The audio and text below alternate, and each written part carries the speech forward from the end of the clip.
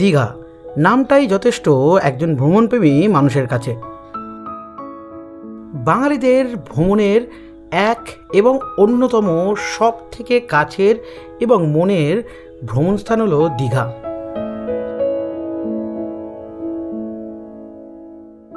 আর দীঘা ঘুরতে যাওয়া মানে অবশ্যই কিন্তু একটু বোটে চড়া, একটু ঘোড়ায় চড়া, একটু কেনাকাটি করা, সঙ্গে খাওয়া দাওয়া তো রয়েইছে।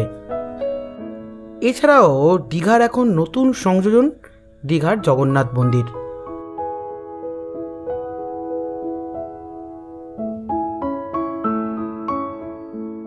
আজকের পর্বতে কিন্তু শুধু এইগুলোই থাকবে তা কিন্তু নয়।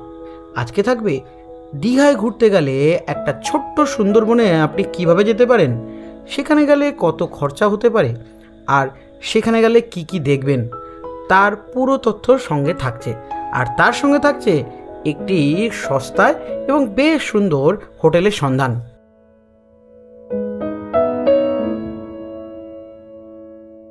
তাহলে চলুন দেরি না করে শুরু করা যাক।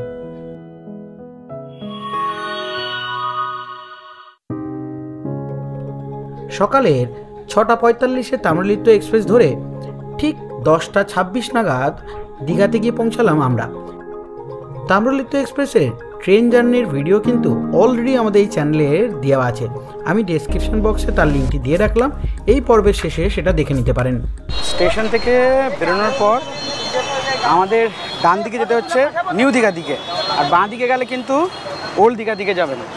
তো আমরা যেহেতু নিউ দীঘায় বুকিং করা আছে তাই নিউ দীঘার দিকে যাচ্ছি। রাস্তার দুপারে বেশ কিছু হোটেল রয়েছে, আপনাদের পছন্দের যে কোনো হোটেল কিন্তু এখানে এসেও বুক করতে পারেন, এছাড়া আগের থেকেও বুক করে আসতে পারেন। এত গরম, বাপরে বাপ কি গরম লাগছে, ঘাম হুড়ুড় করে বেরোচ্ছে।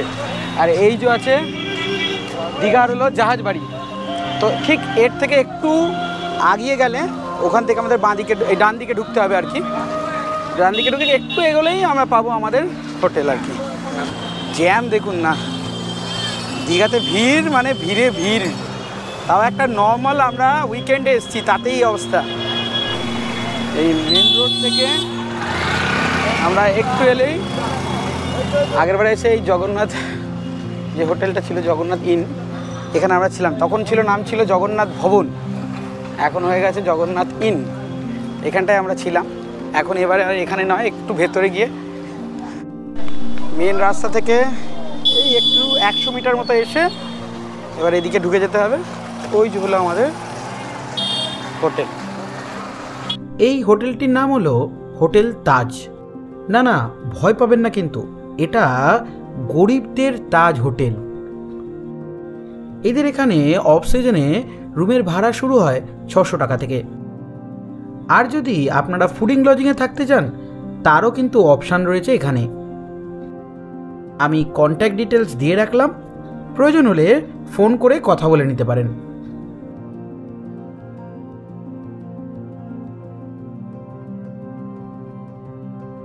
এটা ডাবল বেড বলা যায় না, এটা কিং সাইজের বেড, মেনলি 3 জন করে থাকা যাবে।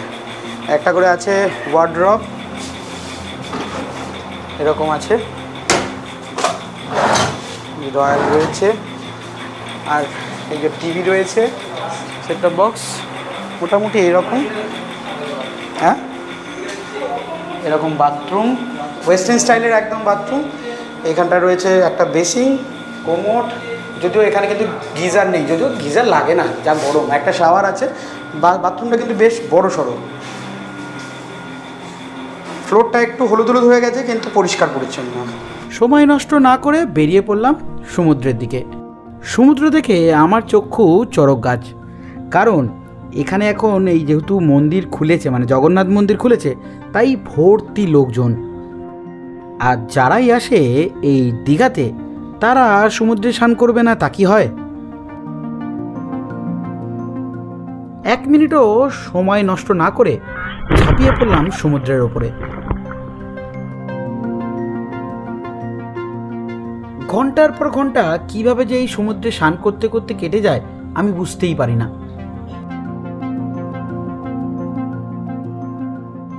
100 থেকে 150 টাকার মধ্যে এই বোটে চড়ার কিন্তু ব্যবস্থা রয়েছে। এছাড়াও কিন্তু এখানে বেশ কিছু রাইড আরও হয়, যেমন জেট স্কি, যেমন ব্যানানা রাইড, এই সমস্ত।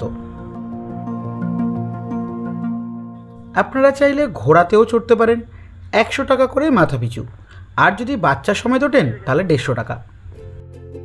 অনেকক্ষণ ধরে সমুদ্রেতে লড়াই করতে করতে বেশ খিদে হয়েছে, তাই এসে আগে স্নান করে চলে গেলাম এনাদের ডাইনিং প্লেসে। উনি মেন কুক?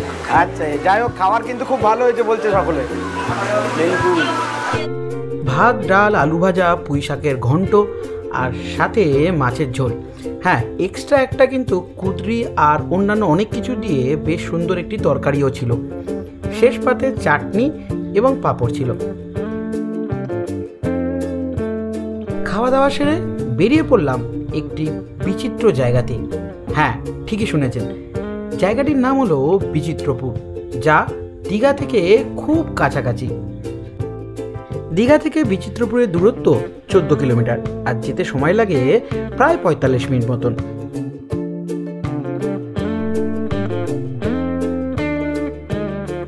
আমরা এখন ওয়েস্ট বেঙ্গলের বর্ডারকে টাটা করে ঢুকে পড়লাম উড়িষ্যার বর্ডারের ভেতরে। অটো ভাড়া হয়ে থাকে নর্মালি 800 থেকে 1000 টাকার মধ্যে। গ্রামের ভেতর দিয়ে কিছুটা পিচ আর কিছুটা ঢালাই পথ ধরে আমরা এগিয়ে গেলাম বিচিত্রপুরের দিকে। আপনারা যখনই অটো ভাড়া করবেন অবশ্যই জেনে নেবেন যে বিচিত্রপুরের বোট চলছে কিনা, কারণ জোয়ার ছাড়া কিন্তু বোট চলে না।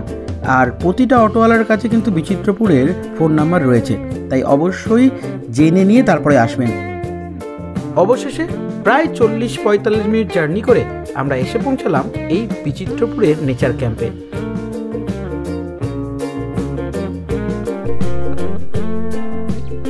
বোর্ডে চড়ার জন্য কাউন্টারটা রয়েছে এইটা, এখান থেকেই টিকিট আমাদের কাটতে হবে।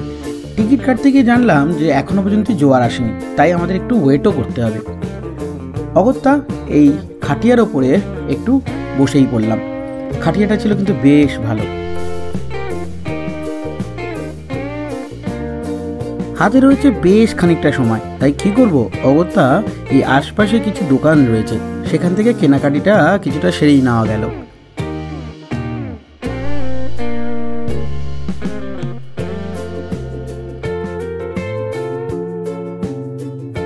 এই জায়গাটি মেনলি জেলেদের কিন্তু নিজস্ব গ্রাম, আর যেখানেতে বোটের চলাচলের ব্যবস্থা রয়েছে, আর সেই থেকেই কিন্তু এটা একটি টুরিস্ট স্পট হয়েছে।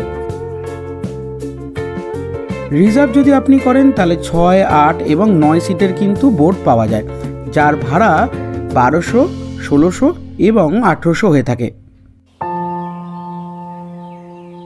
আর শেয়ারিং যদি বোট ভাড়া করতে চান তাহলে সেক্ষেত্রে কিন্তু আপনাদের একটু সময় হাতে নিয়ে আসতে হবে, কারণ 6 জন কমপ্লিট হওয়ার পরেই কিন্তু বোট ছাড়বে। আর আপনারা যদি তার কম সংখ্যায় হয়ে থাকেন, যতক্ষণ না ভরছে 6 জন, আপনারা কিন্তু ওয়েট করতে হবে। শেয়ারিংয়েতে বোট ভাড়া হয়ে থাকে মাথাপিছু 200 টাকা করে।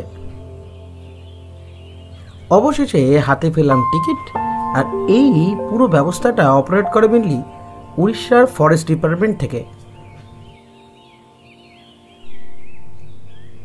এই টিকিট কাউন্টারের আশপাশের পরিবেশও কিন্তু বেশ সুন্দর। কখন যে এখানে বসে বসে বা আশপাশে ঘুরতে ঘুরতে সময় কেটে যাবে বুঝতেই পারবেন না। এগিয়ে গেলাম ঠিক বোট যেখান থেকে ছাড়বে তার দিকে। রাস্তাটা বেশ সুন্দর, দুদিকে বাবলা গাছ আর মাঝখান দিয়ে চলেছে মেঠো রাস্তা।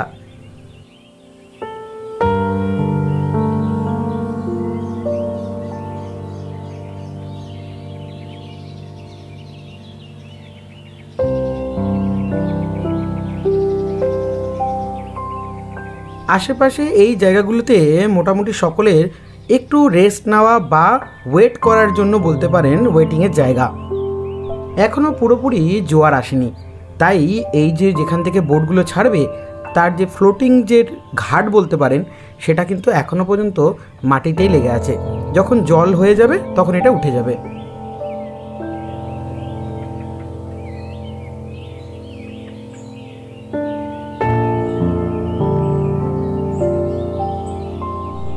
টিকিটের মধ্যে প্রতিটা বোর্ডের পরপর সিরিয়াল নাম্বার দেওয়া আছে, আপনার যখন সিরিয়াল নাম্বার আসবে ওরা তখন ডেকে নেবে।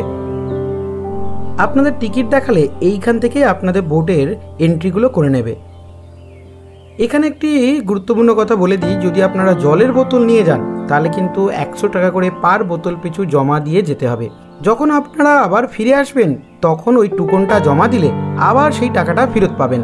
তার সঙ্গে আপনারা যে বোতলটা নিয়ে গেছেন সেই বোতলটা যে ফিরিয়ে এনেছেন সেটাও দেখাতে হবে। আমরা মিলে দুটো বোর্ডে টিকিট কেটেছিলাম, একটি 6 সিটার এবং একটি 8 সিটারের।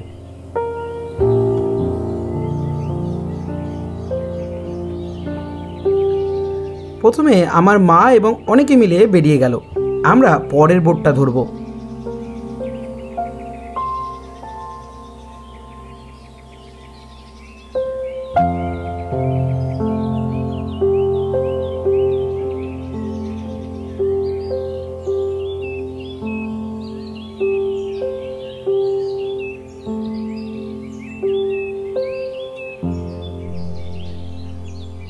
এসে গেল আমাদের বোট, আর উঠে পড়লাম আমরা সকলে মিলে।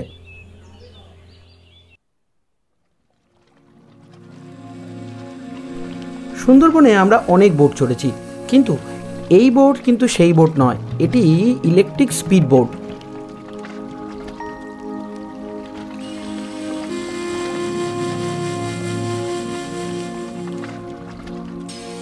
এখানে এলে একটু গ্রুপে আসলে ভালো হয়, কারণ যদি শেয়ারিংয়েতে 2 বা 3 হয় তাহলে কিন্তু বেশ সময় লাগছে আমি দেখলাম।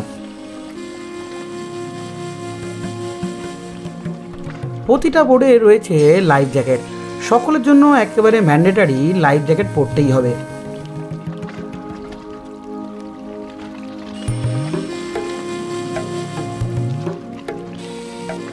ভালো স্পিডের সঙ্গে একেবারে আওয়াজ নেই বললেই চলে।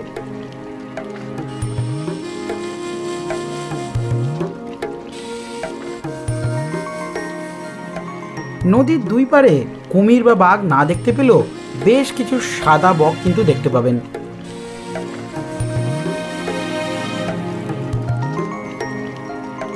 সুবর্ণরেখার নদীর ওপর দিয়ে আমরা এগিয়ে গেলাম প্রায় 3 থেকে 4 কিলোমিটার মতো সমুদ্রের দিকে। সময় লাগলো প্রায় 10 মিনিট মতন। দুই দিকে রয়েছে ভর্তি ম্যানগ্রোভের অরণ্য। দীঘা এলে কিন্তু এখানে আসতে একদমই ভুলবেন না। এখানকার বাসিন্দাদের কথায় জানতে পারলাম এই দ্বীপটির নাম সুবর্ণ দ্বীপ। বেশ কিছুক্ষণ এই বোটে চড়ে আমরা এসে পৌঁছালাম এই দ্বীপেতে। বোট থেকে নামতেই সত্যি বিচিত্রপুর যে কেন এর নাম দিয়েছে তা এখানে না এলে বুঝতে পারবেন না। চতুর্দিকে পাতাবিহীন গাছের ছড়াছড়ি, মাঝে মাঝে রয়েছে বেশ কিছু খাড়ির জল।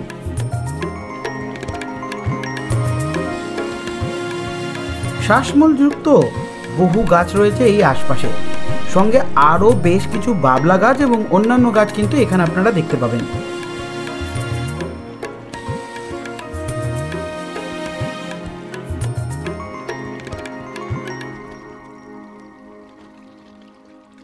দু 2023-24 প্রায় 50,000 গাছ এখানে লাগানো হয়েছে।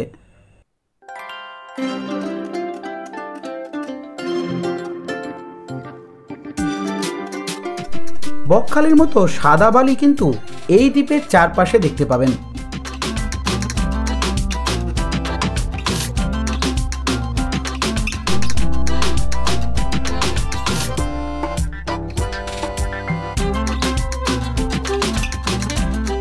বিভিন্ন রকমের অজানা ফুল কিন্তু এখানে দেখতে পেলাম, আর কানে আসলো দূরে সমুদ্রের ডাক। সকলে মিলে এগিয়ে গেলাম সমুদ্রের দিকে। বহু ঝড় সহ্য করেছে এই দ্বীপ, এই গাছগুলো দেখলে তার প্রমাণ পাওয়া যায়। ওই যে দূরে দেখা যাচ্ছে ভর্তি সব ছোট ছোট ম্যানগ্রোভ অরণ্য, যেগুলো এই গত বছরে কিন্তু লাগানো হয়েছে।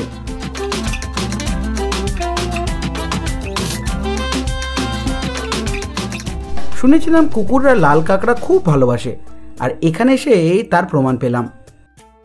অনেকক্ষণ ধরে কষ্ট করছিল এই কুকুরটি, লাল কাঁকড়াটা একবার ধরে আবার ছেড়ে যায়, অবশেষে কিন্তু সে জিতে যায়। আস্তে আস্তে সন্ধে ঘনিয়ে এলো আর আশপাশের আলোও কিন্তু কমতে শুরু করলো। ফিরতে লাগলাম আবার যেখানে আমাদের বোট ছেড়েছিল সেই দিকে।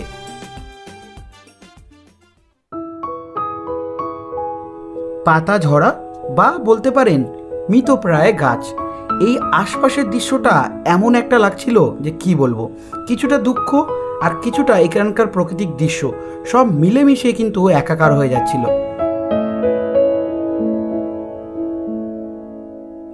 এই দ্বীপে মেনলি সময় দিয়ে থাকে আধা ঘন্টা থেকে 40 মিনিট। আপনারা পায়ে হেঁটে খুব সুন্দরভাবে দেখতে পারেন।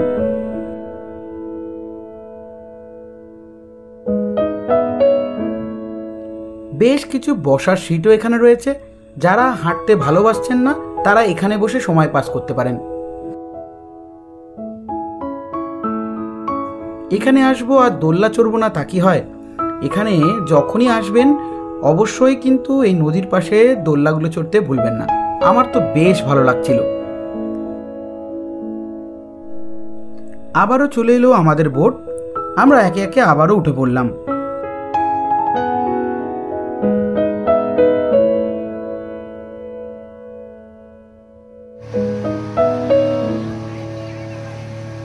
পরন্ত বিকালে সত্যি বলছি এখান থেকে যাওয়ার এক বিন্দু ইচ্ছা ছিল না, কিন্তু অগত্যা আমাদের ফিরতেই হবে।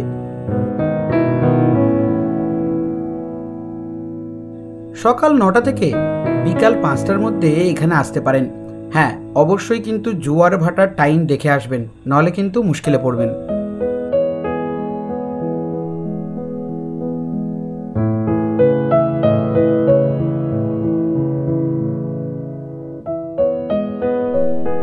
এখানে রয়েছে বেশ সুন্দর একটি পার্কিংয়ের ব্যবস্থা। আপনারা যদি গাড়ি নিয়ে আসেন তাহলে এখানে কিন্তু পার্কিং করতে পারেন, আর পার্কিংয়ে কিন্তু কোনো চার্জ আপনাদের দিতে হবে না।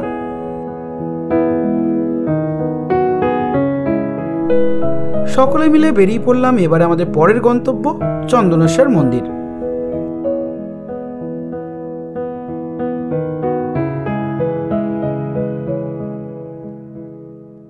এসে পৌঁছালাম চন্দনেশ্বরের মন্দিরে, একদম পিছনেই রয়েছে মন্দিরটা। খুব সুন্দর লাগছে দেখতে, দেখুন এই যে পিছনে খুব সুন্দর লাগছে, অপূর্ব।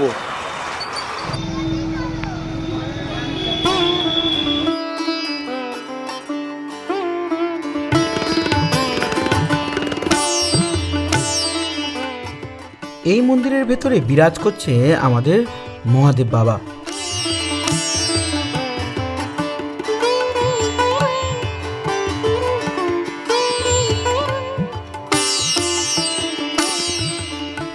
উড়িষ্যার বালেশ্বর ডিস্ট্রিক্টে এই মন্দিরটি পড়ে।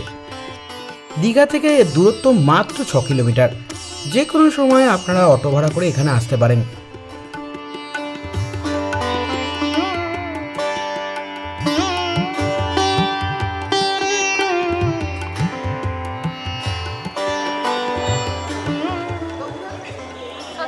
যতবার এখানে আসা হয়েছে দিনের বেলা আসা হয়েছে, সকালবেলা আসা হয়েছে, এই প্রথমবার সন্ধেবেলাতে এলাম চন্দনেশ্বর মন্দিরে।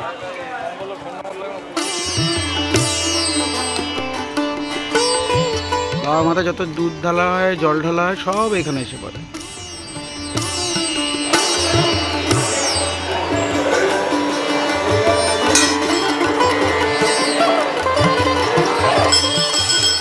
প্রতি বছরই পানা সংক্রান্তির দিন এখানে কিন্তু বিশাল বড় মেলা হয়, আর তখনই কিন্তু বহু পুণ্যার্থী এখানে আসে এই মহাদেব বাবাকে দর্শন করার জন্য।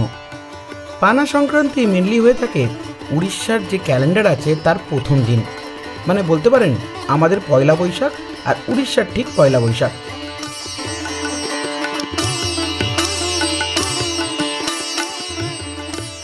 মহাদেব বাবা ছাড়াও বেশ কিছু দেবদেবী এখানেই কিন্তু বিরাজ করেন। বেরিয়ে পড়লাম এবারে জগন্নাথ মন্দির বা জগন্নাথ ধাম দেখার জন্য। সময় তখন 8টা ছুঁই ছুঁই। আমরা দৌড়াতে দৌড়াতে ঢুকে পড়লাম জগন্নাথ মন্দিরের ভেতরে। দীঘার জগন্নাথ মন্দির সম্বন্ধে অনেকের মনে অনেক কিছু প্রশ্ন থাকে, যেমন সকালে কখন খোলে বা বিকালে বা কখন খোলে, কখনই বা বন্ধ হয়, কোথা থেকে আপনি পাবেন প্রসাদ, কিভাবে পূজা দেবেন, মন্দিরের চূড়ার ওপরে যে ধ্বজাটা আছে সেটি কখন নামানো হয়, কখনই বা তোলা হয় এই ধ্বজা? এই ধরনের সমস্ত প্রশ্নের উত্তর আমি অলরেডি আমার চ্যানেলে একটি ভিডিওতে পুরো দেওয়া আছে। যারা এখনও পর্যন্ত সেই পর্বটি দেখেননি, অনুরোধ রইল এই পর্বের শেষে আগের ওই পর্বটি দেখে নেওয়ার জন্য। আমি অলরেডি ডেসক্রিপশন বক্সে তার লিঙ্কটি দিয়ে রাখলাম, যদি প্রয়োজন হয় লিঙ্কটি ক্লিক করে দেখে নিতে পারেন।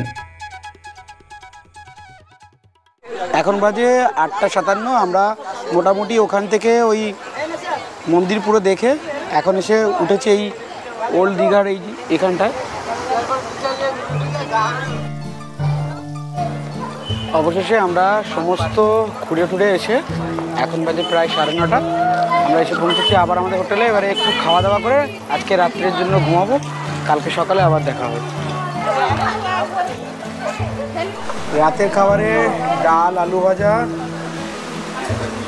এটা হলো পটল আলুর তরকারি, মাংসের ঝোল, এই হলো মেলে রয়েছে। এই খেতে গিয়ে টানা ঘুম লাগাবো, কারণ সারাদিনে খুব ক্লান্ত হয়েছি আজকে। এবারে সোজা ঘুম, কাল সকালে আবার দেখা হচ্ছে।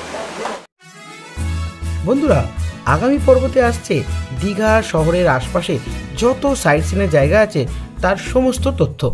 যারা মাছ যারা ধরে নিয়ে আসে তারা এখানে এই কাঁটা আছে, এই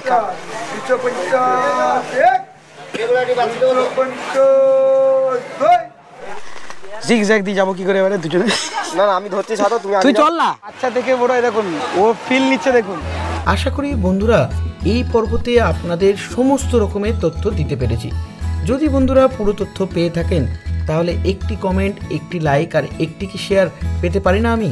এর সঙ্গে যে সকল বন্ধুরা এখনও পর্যন্ত আমার এই চ্যানেলটিকে সাবস্ক্রাইব করেননি তাদের কাছে অনুরোধ রইল চ্যানেলটিকে সাবস্ক্রাইব করে আমার পাশে থাকুন। এই ধরনের সমস্ত পর্ব সবার আগে পাওয়ার জন্য চ্যানেলটি সাবস্ক্রাইব করে পাশে বেল বাটনটি প্রেস করে অল করতে কিন্তু একদমই ভুলবেন না।